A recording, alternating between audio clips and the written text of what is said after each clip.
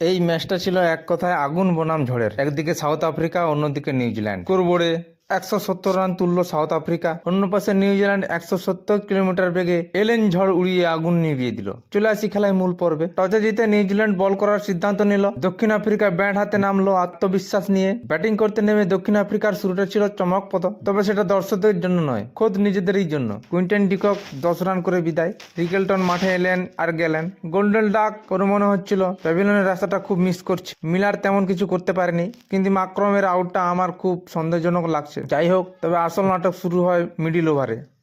যখন উইকেট নিয়মিত পড়ছিল, তখন তরুণ প্রতিভা ব্রেভিস 27 বলে 34 রান করে কিছুটা ভরসা দিচ্ছিল। এদিকে মার্কো জেনসেন, সাধারণত আমরা তাকে বল হাতে আগুন ঝরতে দেখি, কিন্তু আজ ব্যাট হাতে তিনি যেন সুপার হিরো। মাত্র 30 বলে অপরাজিত 55 রান করেন। তার স্ট্রাইক রেট ছিল 183। দর্শকরা ভেবেছিল 180 থেকে 190 চলে যাবে, কিন্তু বাস্তবে নিউজিল্যান্ড বোলাররা শেষ দিকে রানের গতি কমিয়ে দেয়। বিশেষ করে কোল ম্যাকঞ্চি 1 ওভারে মাত্র 9 রান দিয়ে 2 উইকেট নিয়ে ম্যাচের মোড় ঘুরিয়ে দিল।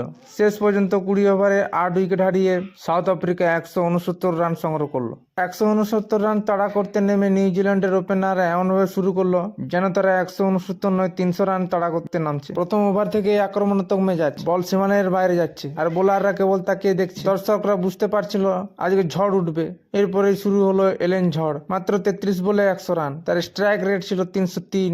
হ্যাঁ, আপনি ঠিকই শুনেছেন, 303, মানে প্রতি বলেই প্রায় 3 রান। তিনি এমন ভাবে ছক্কা মারছিলেন যেন বলগুলো ব্যক্তিগত শত্রু। কভারের উপর দিয়ে, লং অনের উপর দিয়ে, স্কোয়ার লেগ, মাঠের কোনো অংশই বাদ গেল না। দক্ষিণ আফ্রিকার বোলাররা প্ল্যান বদলাচ্ছে, ফিল্ড বদলাচ্ছে, গতি কমাচ্ছে, ইয়র্কার দিচ্ছে, কিন্তু ফলাফল একই, মল মাঠের বাইরে। কমেন্টেটররা হাঁকাতে হাঁকাতে থকেই গিয়েছিল প্রায়, আর ফিল্ডারদের বল গুড়াতে গুড়াতে এনার্জি নষ্ট হয়ে গিয়েছিল। অন্য প্রান্তে টিম শেফার্ড ছিলেন একেবারে নিখুঁত সঙ্গী। 33 বলে 58 রান। টিম শেফার্ড আর ফিল অ্যালেন মিলে 117 রানের পার্টনারশিপটা ছিল ম্যাচের আসল চাবিকাঠি। দুইজন মিলে এমন এক জুটি গড়লেন যেখানে রানের রেট 12 থেকে 13 নয়, 14 থেকে 15 ছুঁয়ে ফেললো। একসময় মনে হচ্ছিল 169 রানটা প্রতিযোগিতামূলক স্কোর, কিন্তু 10 ওভারের শেষে যখন নিউজিল্যান্ড 130 ছুঁয়ে ফেললো, তখন বোঝা গেল এটা আর ম্যাচ নেই, এটা একটা প্রদর্শনী। দক্ষিণ আফ্রিকার একমাত্র সান্ত্বনা দিয়েছিল কাগিসো রাবাডা, যিনি 3 ওভারে 1 উইকেট নিয়ে 28 রান দিয়েছিলেন। তখন পুরো টিম ঝড়ে উড়ে গেছে, তিনি একাই বা কি করতে পারবে। ফিল্ডারদের মুখে হতাশা,